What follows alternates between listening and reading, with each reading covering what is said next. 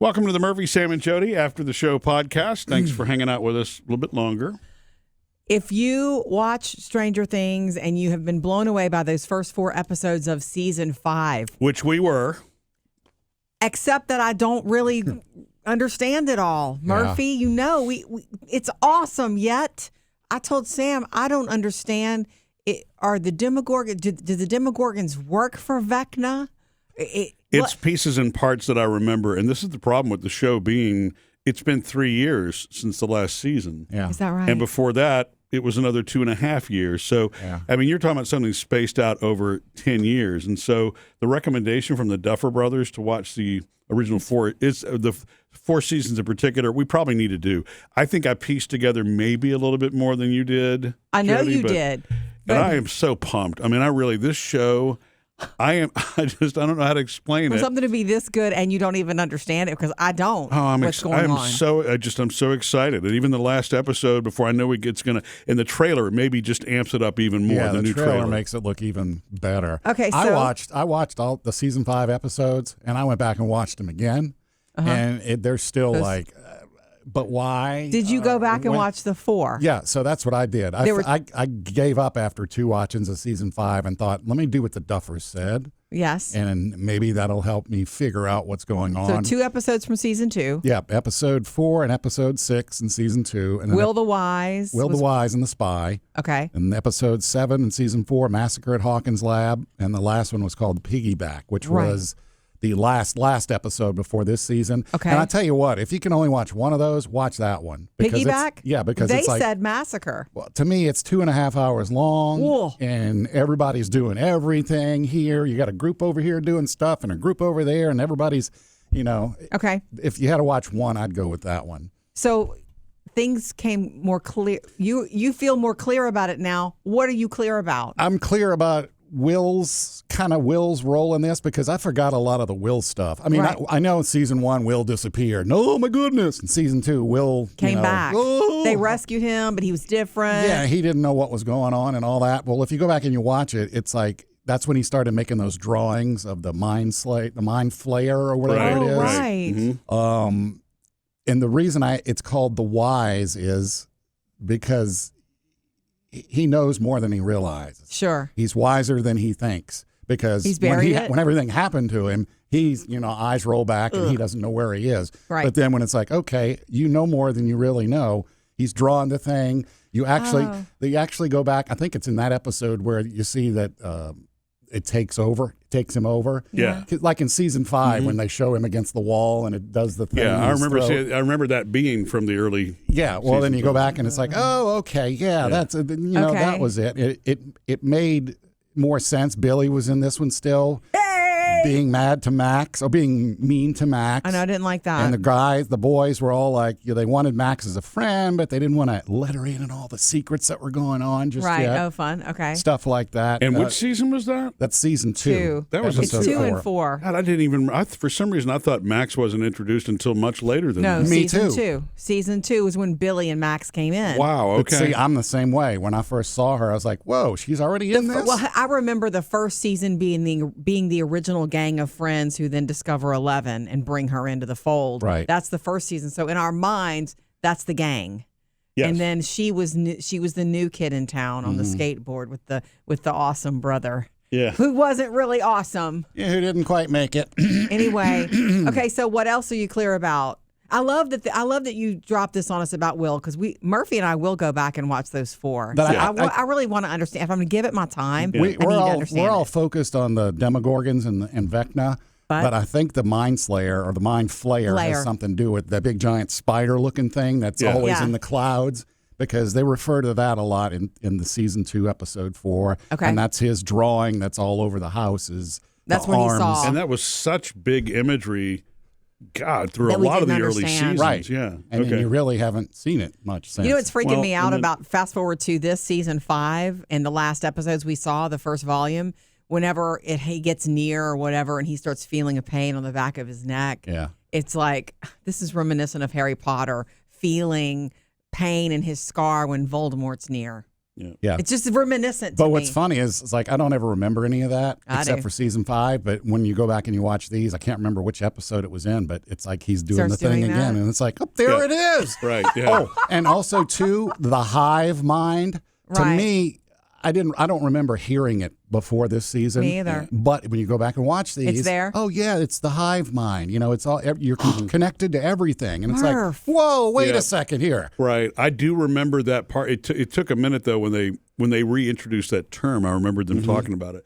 And by the way, we should say that nothing. We're not going to give you any spoilers on season 5 if you haven't seen that. No, we're going to clear it yet. This is really all about all the prep and everything you've seen before now, so it shouldn't spoil anything for you. Correct. But for me, that Henry remembering his childhood, I had forgotten all of that stuff because the massacre. I guess because that was such an important, peak climax to season 4. And that was the second to last episode, right? Episode 7. So, episode 9 was the last one. Right. Okay. So, that episode itself, I recall that as being the last episode of the season. I guess obviously it wasn't. Because it was such a big, oh, wow. Right. But, is why. But I do think that, now that we've been through 5 and I wrapped my arms around it, I still enjoyed it. I'm still excited to see where it goes. But like you, I'm missing parts. Yeah. I wish I'd have listened to what the Duffer Brothers said the first time before we. But it's okay because they're there. You can go back now, right? And it's like, okay, that makes sense. And I'm really thinking of watching 5 again. Just now that I've seen the first 4, season 2 and season 4 things, I'm thinking of watching 5 again so it all flows. Okay, is there anything else? Because if you watched all 4 episodes, what else? Help me. Tell me about the Demogorgon. Do you know why the Demogorgons are even a part of this? Season 2, episode 6, The Spy. It turns out that Will is the spy. Will is the spy because he's the one that's infected by Vecna. So Vecna uses him to spy on the people. To spy on Hawkins and everything else that's going on. Oh, Will was the first. Will was the spy. So we learned that early on. We just didn't know we learned it. And Will didn't know it. And then he realizes, okay, wait, I'm being used because he infected me with the Vecna, whatever it is. And it just like in that episode is when they have him like at the lab in a hospital bed because he recovered from whatever. Yeah. And they burned the thing and it burns him. And he starts to realize, wait a second, I'm connected to whatever's in that room over there. I'm connected forgot to it. Right. Yeah. It's so funny because I always thought from the first season that 11 was going to be the key to everything, but Will is also a key. I think Will's coming back into it now, and I think Max is obviously Max is going to have something to do with it, but no spoilers there. Right. One thing that I think is so incredible about this season, and I'm sure it will continue to be that way, is the imagery and the way that things look. And I know that that's bigger budget and it's but again, without going into spoilers, but the added dimension and wrinkle that they've added in season 5, which you experience. I guess it's really not quite. Is it halfway through? Maybe. Anyway, but you know what I'm talking. I don't want to say it's in the woods. All right. Once all that stuff happens in the woods. People keep going into the woods when they're not supposed to. Right. But the imagery and the color, if you notice how everything changes in that dimension, I'm enough of a geek that I appreciate the production side of it, but I think the Duffer Brothers are just brilliant with this. It makes me wonder, did they know that this is where they were going the whole time? Or did it just evolve or did they just have a concept that they have evolved? If we can go back in season 2 and get all these clues to where we are now, of course they knew where they were going. It does remind me of a little bit of Harry Potter because, she said she had it all before she started doing it all. Sure. Right. She worked out the whole story. But so I'm thinking after watching these things that the Duffers had a plan the whole time. Right. And we're really getting to see it play out in season 5. Okay. Anything else, like from the massacre or the piggyback? The massacre. Get us ready. If I don't have time to watch these 4, but on Christmas night I'm going to watch volume 2. The massacre is kind of an origin story for Vecna because that's where's the big massacre at the lab, and that's where we meet. And that blew me away too when all of a sudden there's Henry.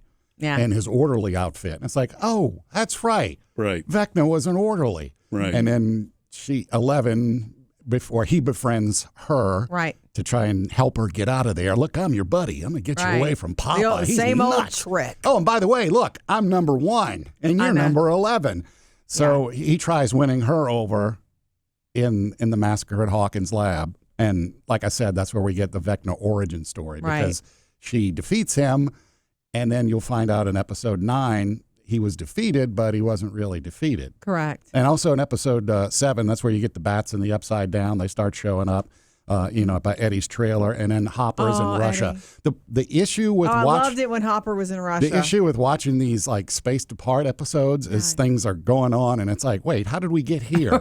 Like Hopper's in the prison. Wait, it's like, oh, that's right. At the end of that season, he got the da da da da. Yeah, and that's what I need to go back and watch also. But I remember it's pieces and parts of Massacre came back, because that probably is the single most important episode for you to understand why things are evolving the way that they are. That was the one, Jodi, that for you was, and it was challenging for me at that moment too. That was a lot of confusing stuff, a lot of intricate stuff. That was when I said, I'm going to have to admit that I don't understand what's going on here. And Murphy was like, let me explain it to you. In season 4, episode 9, the piggyback, that's the long one that ended season 4. Yeah. You get a flashback to when she destroyed him in the lab, but then he takes it further. It's like, you're the one that created me. Sure. He thought he was dead. He thought he was in HE double hockey sticks, and he realized, wait, this is a whole nother universe, the Upside Down, and I can release it on Hawkins. And so that's when he goes finding people for the gates to let people out. Okay. That kind of thing. That's why he tells her, you're the one that created me. Right. Yeah. I hope you guys know that I've read enough fiction, and there's no way there's not going to be a lot of loss at the end of this. There's going to be a lot of loss. I don't want to predict all that. I'm telling you. I wonder. There's no way this is going to end nice and I wonder nice if there's going to be comebacks too. I mean, if Vecna's destroyed, do people? Can he come back? Right? Are they just sitting in holding somewhere in purgatory somewhere? Barb, Bob, Eddie, Billy. All 4 of those. And by the way, the reason it's called the piggyback is, if you don't remember that last episode of season 4, when Max is trying to lure him out so that 11 can get in and kill him, she's trying to piggyback on what Max is trying to do.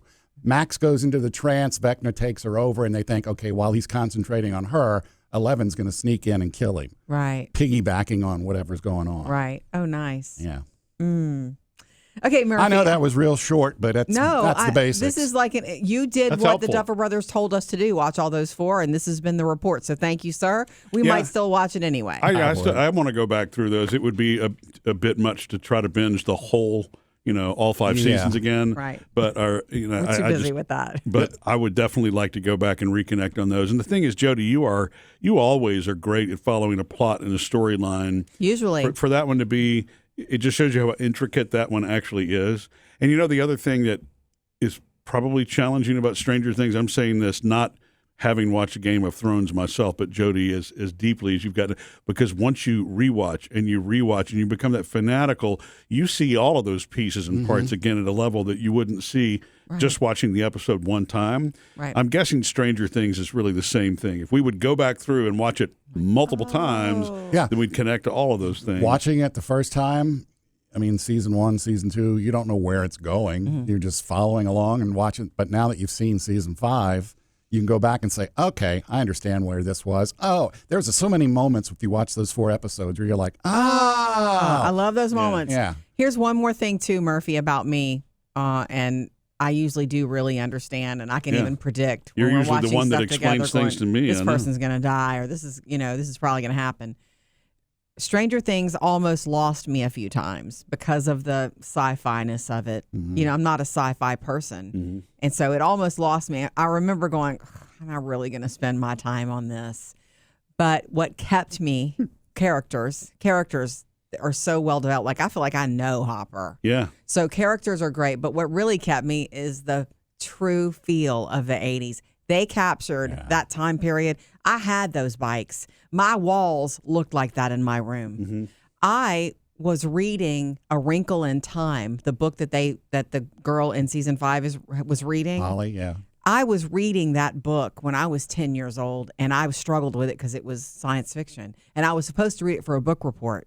And I remember, it was one of those books on the list. Right. I threw it across the room a couple of times because it was just like I didn't care about all these worlds. And it's just so funny. That's what the authenticity of this show has kept me there. Yeah. Meanwhile, I've got Murphy explaining all the Vecnas and the things that I missed. What's funny too is the mood with the music as well. I noticed that going back.